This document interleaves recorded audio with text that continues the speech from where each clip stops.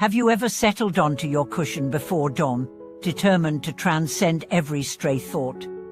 Have you ever emerged hours later, feeling you've only tangled yourself deeper in confusion? Welcome back to our channel. If you've devoted years to Zazen, yet still find your heart storm-tossed at the slightest provocation, today's exploration will reveal the missing piece in your practice. We'll expose the subtle trap that turns sitting into struggle, and uncover the simple yet profound shift that transforms mere reflection into genuine liberation. Countless practitioners believe sitting still equates to inner calm, but real mastery demands more than physical immobility.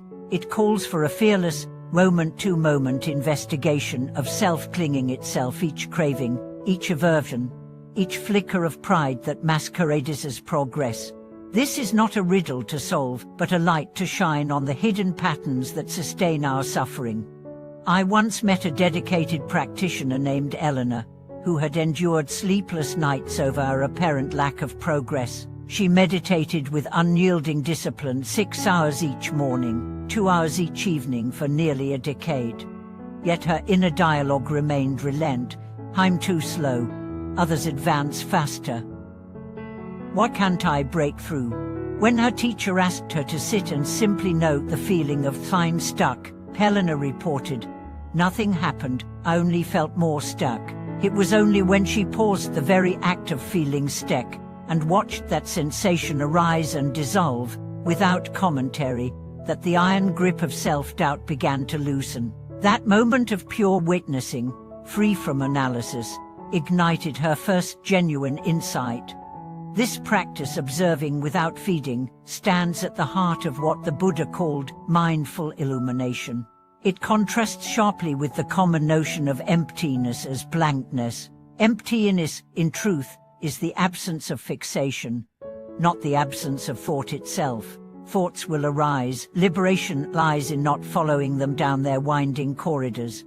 Consider a second example, a young banker named Rov, who suffered crippling anxiety each time he entered his firm's trading floor. With every tick of the market's fluctuating graphs, a wave of fear swept his chest, fear of loss, fear of failure, fear of judgment. Unable to sit still during formal meditation, he resorted to mindfulness exercises at his desk, labeling each heartbeat as fear, each breath as anxiety. Over weeks, he noticed a curious shift. Fear no longer felt like an unassailable tsunami, but like a cloud passing across the midday sun. His colleagues marveled at his commander crisis, unaware that rage's true battleground lay within his own physiology, quieted only by the relentless gaze of his own attention. Why is this sudden ease so rare?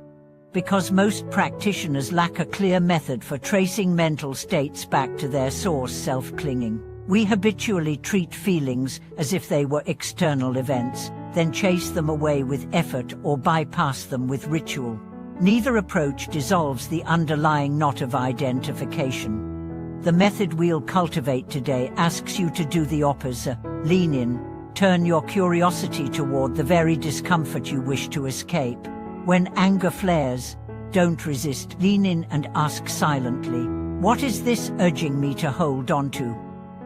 When jealousy prickles your heart, instead of shaming yourself, welcome the sensation as a messenger pointing to an unmet need. Each sensation carries the imprint of self clinging to status, to approval, to a self-image. Recognizing that imprint in real time is like spotting the glint of a fishing hook in murky water. You no longer bite, and the hook loses its power. To bring this to life, let me guide you through a 30-minute sitting practice I once led for a group of veteran meditators. We began with simple breath awareness, settling into the body's natural rhythm. After 10 minutes, asked everyone to notice any rising impulse, tension in the shoulders, tightness around the jaw, restlessness in the legs, and to gently rest their attention on that impulse as if it were a fragile bud perched on your open palm. No pushing, no judging, just soft attention. Almost immediately, hands went to shoulders, fists unclenched, brows unfurrowed. A woman named Moriko whispered that she felt waves of grief she hadn't allowed herself to acknowledge for years, grief over her father's illness, grief over missed opportunities. Yet the simple act of holding her own grief in mindfulness felt like a bomb. By the end of the session, she shared that she had cried for the first time in months, and that those tears had released a month-long bout of migraines. Her sorrow had hibernated in her neck. Acknowledgement set it free. This is the power of illumination. You don't eradicate the pain, you unveil it, and in that unveiling, it transforms. But beware the mirror trap, pride in one's progress. A third practitioner, Tomas, wrote to me describing how he once experienced a profound samadhi, an extended period of unbroken clarity. He felt invincible, convinced he had arrived.